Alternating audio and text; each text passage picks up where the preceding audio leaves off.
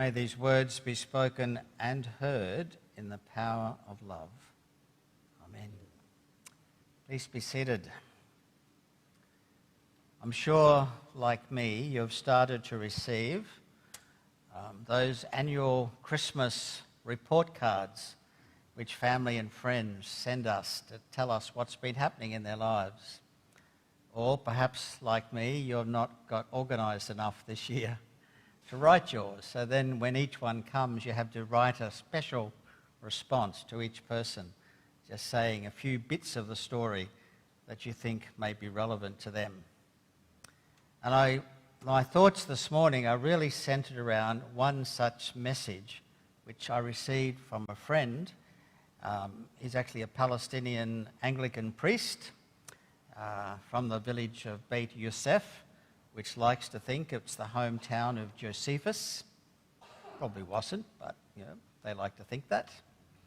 And he's now teaching at a university in the United Kingdom. And he wrote his Christmas letter and sent out to colleagues and family and friends. And I'm fortunate to be one of those friends to whom he sent his note. Like many such letters this year, he noted the loss of an aged member of his family, in this case his grandmother, who was from Nazareth and had died in Nazareth. I think from memory she was about 94 years of age when she died a couple of months ago.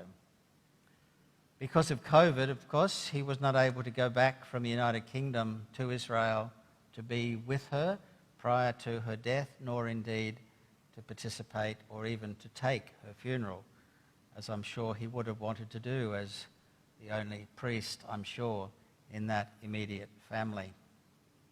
So he was reflecting a little bit on his grandmother and how in many ways she had been the person who shaped him and formed him as a child of faith and continued to be, as he said, his prayer warrior right up until the end of her life.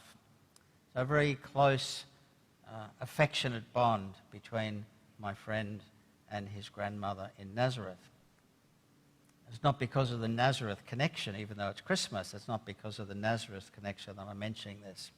But he talked about the way his grandmother had lived the faith and had lived the incarnation, had in a sense reincarnated, if you like, lived the reality of the incarnation that we celebrate at Christmas. And then he wrote the following paragraph. It's quite a lengthy paragraph. I'm going to read it in chunks so bits of it can sort of sink in. And as I replied to him, I said, Yazid, I think you've just given me the kernel of a sermon for Christmas morning. And perhaps it's just a seed that's still planting, it's been planted, it's still growing, but let me plant the seed in your heart as well, and then let's see what the Spirit makes of it in our lives over the next few days and weeks. So I wasn't going to mention his name, but I obviously have. So Yazid wrote as follows. The Roman society into which Christ was born is hard to imagine today.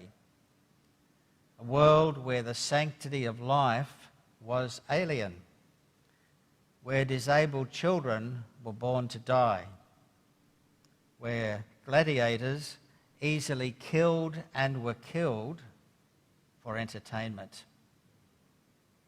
Of course, we might say that things have not really moved on in certain aspects since then, whether in the realms of politics or indeed the sins of the institutional church. But today, no one would take these things for granted without coming up against the moral and imaginative challenges of both European and Middle Eastern history. So I'm going to break there and just unpack that a little bit. It's so easy for us to forget how gentle the world has become and to realize that that's largely because of the impact of the Christ child whose birth we celebrate today. Which is not to say there weren't generous and kind and compassionate people around before Jesus. Of course there were, and there continue to be such people in all faiths. But society took it for granted, as some parts of the world, of course, still do, that if you're a girl, you're of less value, that if you have a disability, you'll be left out to die, that if you're poor, you'll become a slave, or perhaps you'll need to row the large boats that plied backwards and forwards on the Mediterranean until you drop dead down in the bottom of the galley. This was a world where life was cheap. And I've said this in other places, and it's still true, sadly, of too many places on the planet even now. A quarter of all the babies that managed to be born alive died within the first 12 months. And half of those who managed to survive the first 12 months died before their 5th birthday. And half of those who managed to get to 5 years died before they reached puberty. And very few people live beyond about 30 years of age, except for the elite. But they tended to murder and poison each other in the struggle for power. So things kind of evened out, I guess, in a way. Even in our worst moments, the politics in Canberra are nothing like the succession struggles in the house of Herod, or indeed the Julio-Claudian dynasty. The world was a rough and a cruel and a hard place, and remains so, unfortunately, for some people still. But we now see the world differently, and we expect better. We expect better of ourselves, we expect better of our politicians, and we expect the global community to react with compassion when there's a crisis, like COVID and like various other catastrophes in recent decades. The difference is because of Christ. And so let me go back and read a little bit further from that letter. Whether we like to acknowledge it or not, we look at the human world in a framework that Jesus Christ made possible without waging any wars. He had no weapons, he had no soldiers. But simply by changing our perception of what it means to be human and what it means to be God. And that, of course, takes us to the very essence of our celebrations today. The God who comes among us as a human being in the life of Jesus changes not only how we think about God, but also how we think about each other. Any of us could have been chosen to be the incarnation. Perhaps each of us is chosen to be in our own way the presence of God to somebody else in our life. Christmas changes how we see ourselves and how we see the world. And then he went on as follows. I see the greatest witness to this in simple human lives like those of my grandmother. She has known in her flesh and in her nerves what a difference Jesus makes. It is not an easy life, which she did not have. It is more that a transforming love is possible in the midst of all the changes and chances of this fleeting world. And he acknowledges in brackets to use the words of a collect from the Book of Common Prayer.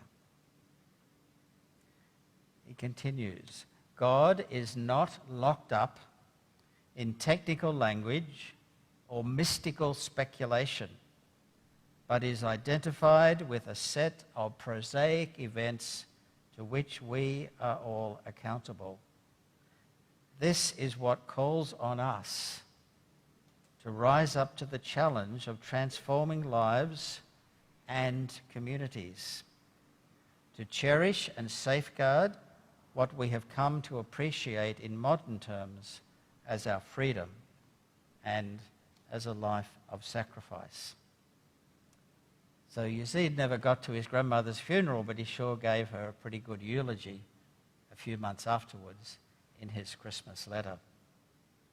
And he was reflecting in those words and some of the other sections of his letter, he was reflecting on the way his grandmother, without doing anything famous, without doing anything spectacular, without ever drawing attention to herself, how his grandmother had lived the reality of Christmas, had lived the reality of Emmanuel, God with us, the reality of the Christ.